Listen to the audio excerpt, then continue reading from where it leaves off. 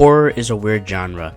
One side of it can be either really good and fascinating, meanwhile the other is weird and wonky, and doesn't really stick well to being a good movie.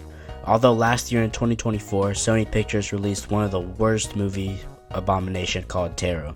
I know every person on the earth hated this movie and made me not want to go see it and dislike it. But this year, before that, they released Thanksgiving in 2023. Now, Thanksgiving was so good, they already planned a sequel for this year for Thanksgiving too. So then came February, Valentine's Day, which is not everybody's favorite holiday. But Sony was cooking up something. A movie called Heart Eyes, and on February 6th, I got the chance to go see the movie Heart Eyes. Now, what did I think about it exactly? This movie was surprisingly good. Not as good as Thanksgiving, but it was still pretty decent.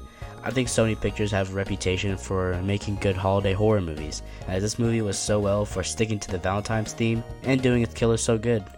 Of course, it's a whodunit kind of horror, like Scream or I Know What You Did Last Summer. The killer reveal starts off bad, then mid, then to good.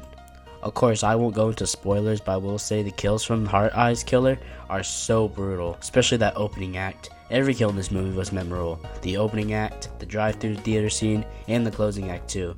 The killer itself is menacing. His weaponry is solid, and his mask is iconic. Kind of mask to be recognized like how people recognize Leatherface or Ghostface mask.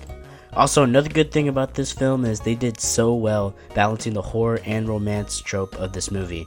Now, romance movies are definitely not my type of movie to watch, but since it's Valentine's themed and horror, I thought it was balanced pretty well. As much as it was romantical, it was also pretty scary. The story was also pretty decent too.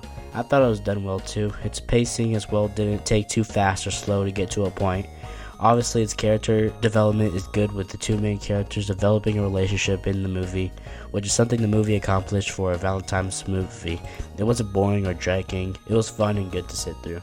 Now, onto the mid things that bothered me about this movie. They marketed the hell out of his glowing eyes, and it's what made his mask so iconic and so good looking at it, adding texture and brightness. And after seeing that movie, I can only recall one time, count it, one time that he used it. And the scene he used it in was memorable, at least utilized the horror that the eyes had. I mean, the movie is literally called Heart Eyes.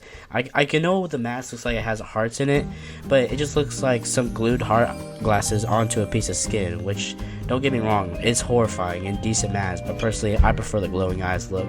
But another good thing I will point out is I like the cast. I don't think it's perfect, but I thought they did their roles grit right.